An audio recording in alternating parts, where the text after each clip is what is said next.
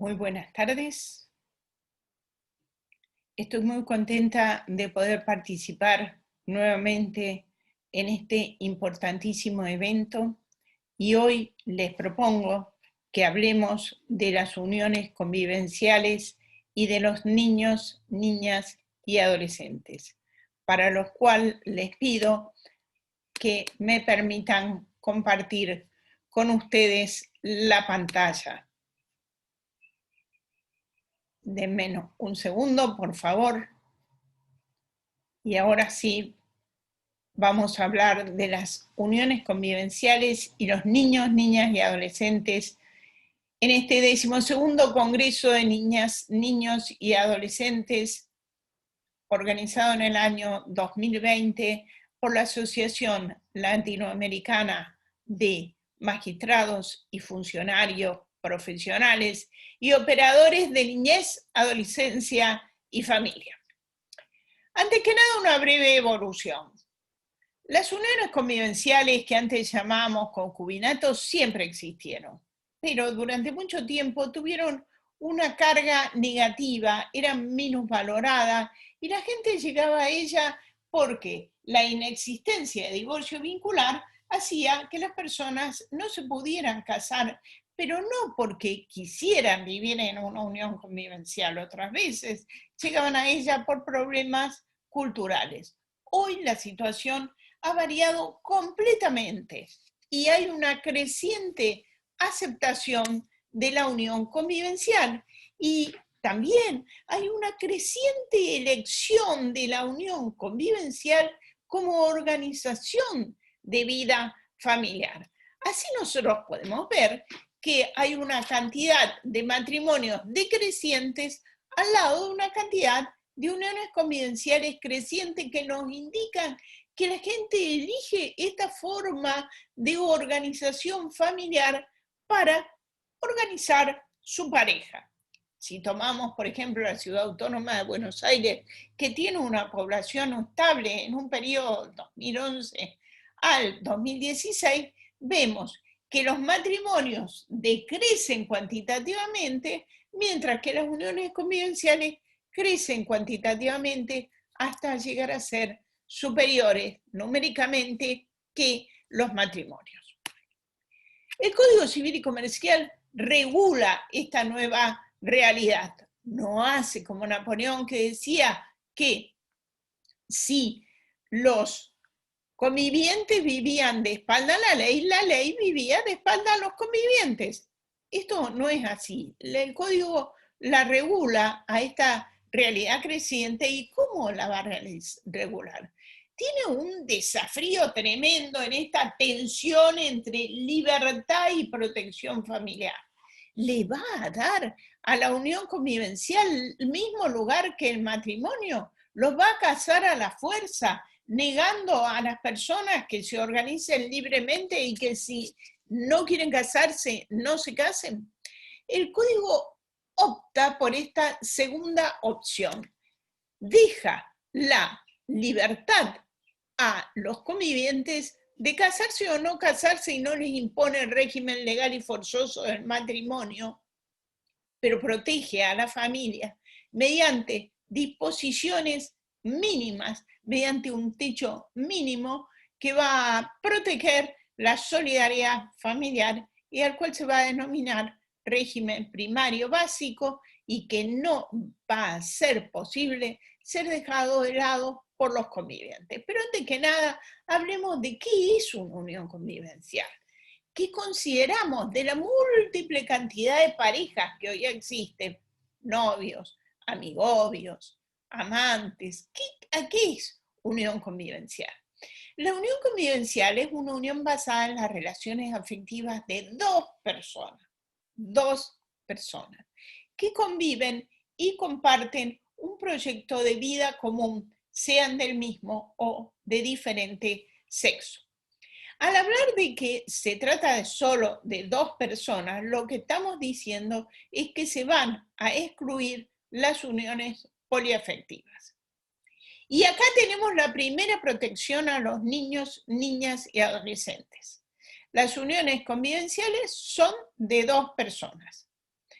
y el no reconocimiento de los tríos y de otras relaciones poliafectivas protege a los niños, niñas y adolescentes porque les da seguridad sobre su paternidad y maternidad.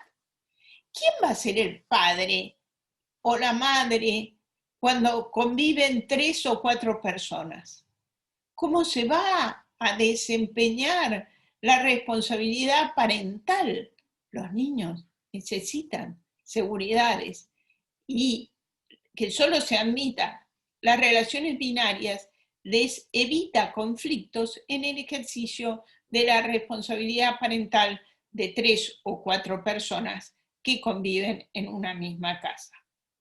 Además, les da mayor protección económica y sucesoria y no obliga a estos niños que mañana van a ser adultos al día de mañana tener que mantener no a 2 padres, sino a 4, 3 o 5 padres, de acuerdo a la cantidad que hayan querido estos adultos organizar sus uniones afectivas.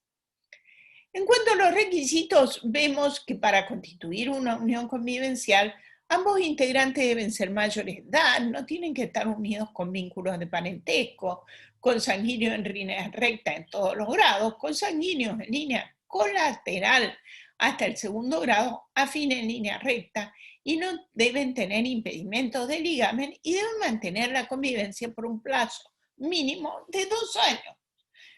Ahora bien, ¿qué es de estos requisitos? ¿Cuáles de estos requisitos van a proteger a los niños, niñas y adolescentes?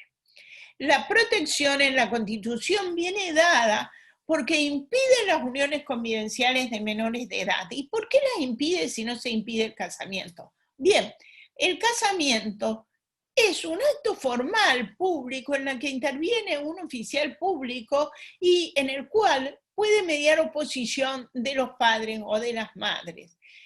En cambio, en la unión convivencial, por ser una situación fáctica, no hay ese control y para evitar aprovechamientos se impide que la constitución sea realizada por personas que no son mayores de edad para no imponerle las gravosas cargas que trae la unión convivencial a personas menores de edad.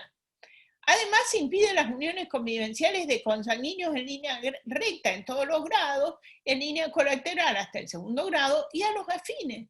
¿Y por qué es eso? Para darle eticidad a la unión y para impedir las relaciones carnales entre aquellas personas unidas en vínculos muy cercanos en líneas familiares. Por otra parte, vamos a ver cuáles son los efectos de las uniones convivenciales y cuáles son las obligaciones de los convivientes y cómo repercuten estas obligaciones frente a los niños, niñas y adolescentes. La primera obligación que tienen los convivientes es la de asistencia moral, respeto y cuidado, y esta obligación no puede ser dejada de lado libremente por las partes. Esta obligación abarca una faz moral y otra faz económica. Y es una forma de protección indirecta a los niños, niñas y adolescentes que se van a criar en un ambiente en que ambas partes de la unión se asisten materialmente con alimentos recíprocos, con apoyo recíproco, con respeto mutuo y con cuidado. Esto va a fortalecer a los niños, niñas y adolescentes que se eduquen en ese tipo de hogares. Pero hay obligaciones que influyen directamente en los derechos de los niños, niñas y adolescentes, y estas vienen dadas por la contribución a los gastos de la unión convivencial que tengan las partes. Y vemos que el deber de contribución, en cuanto al deber de contribución, los convivientes deben contribuir a su propio sostenimiento, al del hogar, al de los hijos comunes, en la proporción de sus recursos. Esta obligación se extiende a las necesidades de los hijos menores de edad y con capacidad restringida o con discapacidad de uno de los cónyuges que conviven con ellos. Entonces, atención, las obligaciones frente a los hijos. Ambos convivientes deben contribuir a las necesidades de los hijos comunes, es decir, de los que tengan o que hayan nacido como fruto de esa unión, y a los hijos no comunes, es decir, a los hijos del conviviente que conviva con ellos. Tal contribución no es exactamente igual, como veremos a continuación. ¿Cuáles son las obligaciones frente a los hijos comunes que tienen los convivientes? Frente a los hijos comunes tienen la obligación alimentaria hasta los 21 años, durante la incapacidad, en caso de ser interdictos, y hasta los 25 años mientras estudien. Y siempre que a los hijos les falten medios de subsistencia y que no sea posible adquirirlo. Mientras que las obligaciones frente a los hijos de uno de los cónyuges va a ser igual que las obligaciones frente a los hijos de uno de los convivientes. Así, para el supuesto de hijos de uno solo de los convivientes, para que exista el deber de contribución, deben estos hijos convivir en el hogar convivencial, ser discapacitados o con capacidad restringida y ser menores de edad. Y no se debe cuando no conviven en el hogar convivencial y no comprende a los supuestos de los hijos de 18, mayores de 18 y menores de 25 años, que sí comprende para los hijos que fueran comunes. ¿Cómo van a contribuir a ambos convivientes a solventar estas necesidades de los hijos comunes y no comunes? Lo van a hacer con todo su patrimonio en forma solidaria y valorando el trabajo doméstico. Hay además protecciones indirectas a los niños durante la unión convivencial que vienen dadas por la protección a la vivienda, porque no hay familia que se pueda desarrollar si no se tiene una vivienda para compartir. Y es por eso que la ley prevé que esta vivienda sea imposible de ser ejecutada por deudas posteriores a la Constitución, se la protege requiriendo el asentimiento del otro conviviente para disponer no solo de la vivienda, sino de los muebles que componen el ajuar familiar, pero para todo ello se requiere que la unión convivencial esté registrada, porque la unión convivencial puede estar registrada o ser una simple unión de hecho no registrada, en cuyo caso esta protección no se puede dar porque los terceros no tienen manera de saber si existe o no existe una unión convivencial. Y pasemos a la familia ensamblada o reconstituida. ¿A qué denominamos familia ensamblada o reconstituida? Es a la familia que se forma después de que haya existido una relación de pareja matrimonial o convivencial anterior. El nuevo código regula esta situación familiar que hasta el 2015 no estaba regulada y regula la figura de los progenitores afines, tan importante en la educación de los niños, niñas y adolescentes. Los progenitores afines son se denomina progenitores afines al cónyuge o al conviviente que vive con quien tiene a su cargo el cuidado personal del niño, niña o adolescente.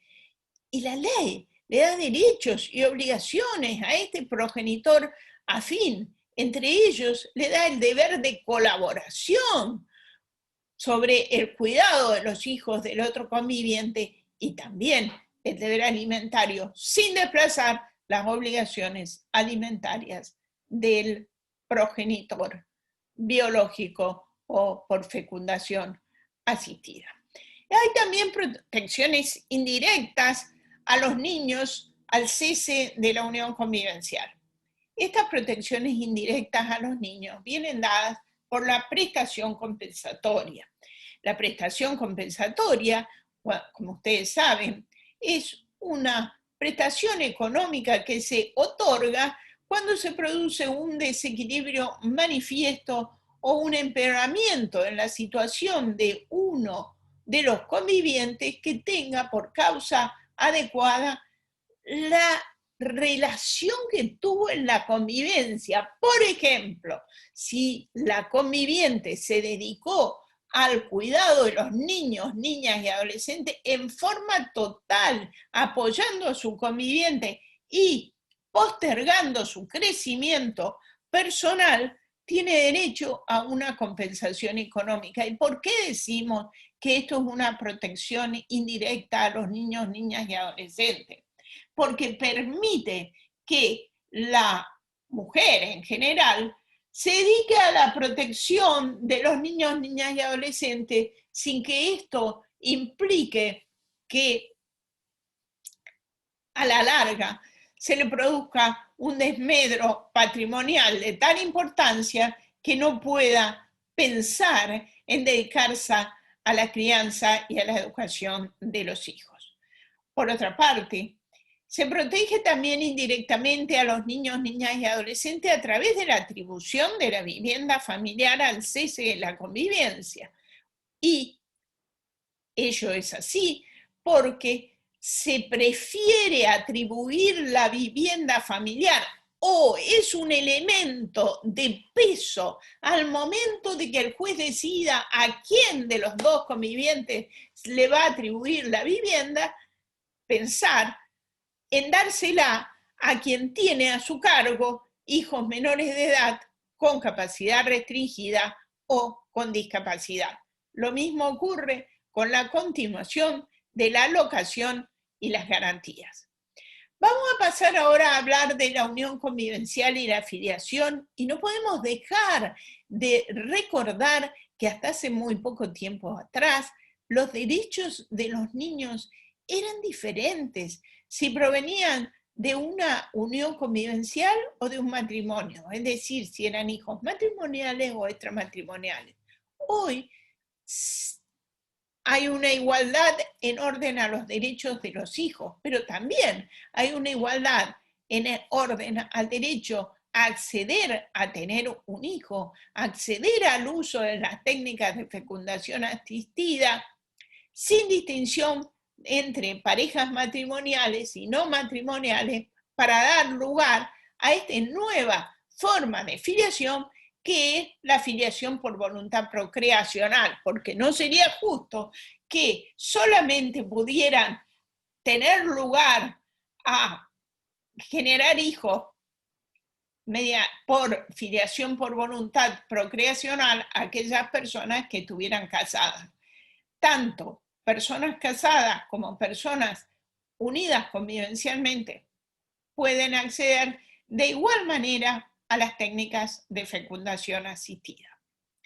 Genera presunción de paternidad, la unión convivencial, y obliga al reconocimiento. Pero no es lo mismo un matrimonio que una unión convivencial en orden a los hijos, ya que en un matrimonio directamente el hijo matrimonial, la madre, lo puede inscribir como hijo del matrimonio, mientras que en la unión convivencial solo va a generar una presunción de paternidad y va a hacer falta el reconocimiento del padre para que se genere el título de estado filiatorio a través de la partida de nacimiento.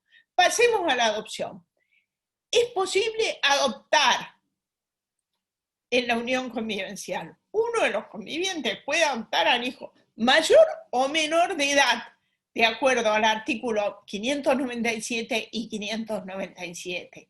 Esto trata de una adopción de integración que antes estaba pensada solamente para el matrimonio.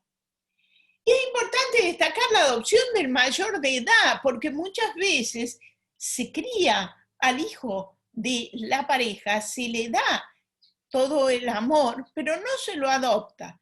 Excepcionalmente puede ser adoptada la persona mayor de edad cuando se trate del hijo del conviviente de la persona que pretende adoptar y hubo posesión de estado de hijo durante la menor edad y esta posesión de estado está fehacientemente comprobada. La adopción del hijo menor de edad del otro conviviente.